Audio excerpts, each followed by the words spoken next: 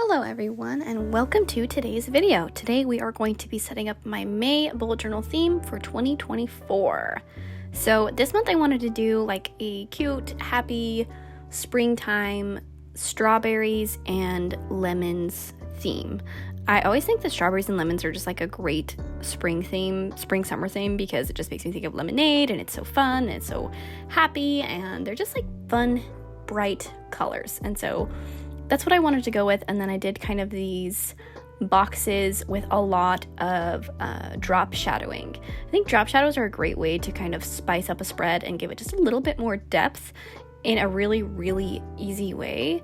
And this time I decided to keep all of my drop shadows just black and white.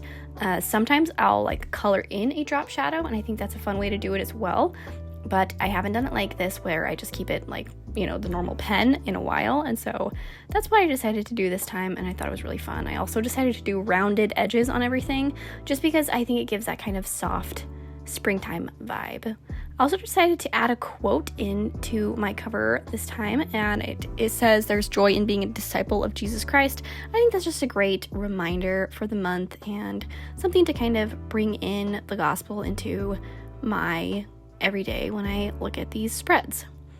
So I'm just using my Tombow dual brush pens as well as a yellow from another brush pen set that I got that was just like off of Amazon, and I'm just using those to create the lemons and strawberries and just add color to the page. I kept it really simple with the color scheme for this one, and I definitely think that was the way to go.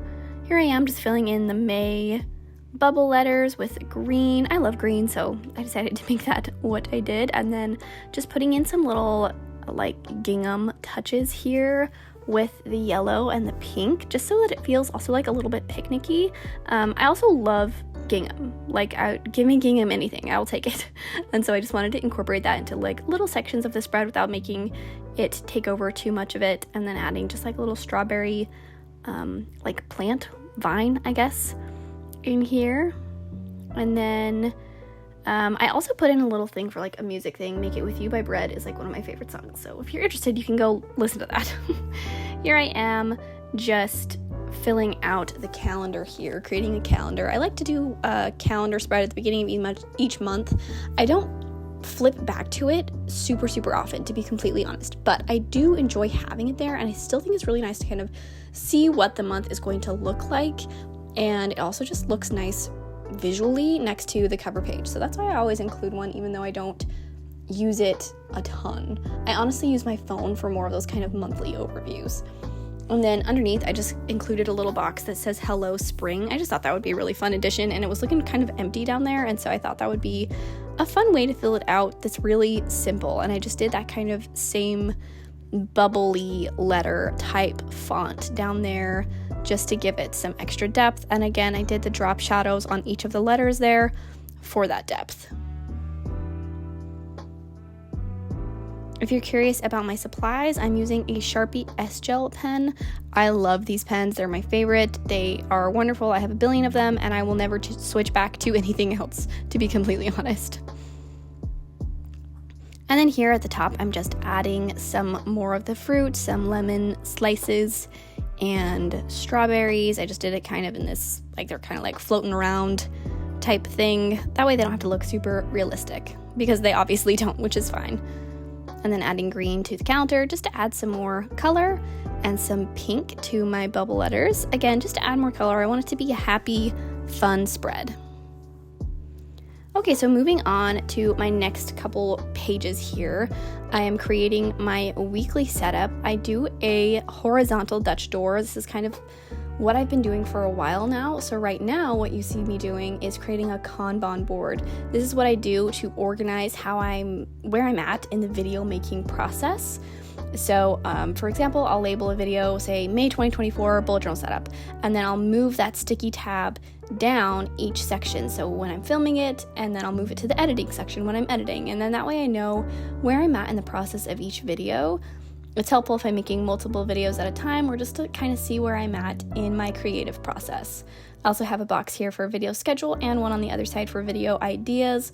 Again, just to stay organized. And then here I am just creating some more of that fun floating fruit just to give it some extra color to the page and incorporate more of the cover page into this weekly spread, because the weekly spread is pretty functional, and so it tends to kind of lack in color sometimes because of that. Here I am just coloring in my tab. I always love to color my tab. I just think it's really fun, and I made it green. This is an example of how I set up a week. I just have 6 boxes.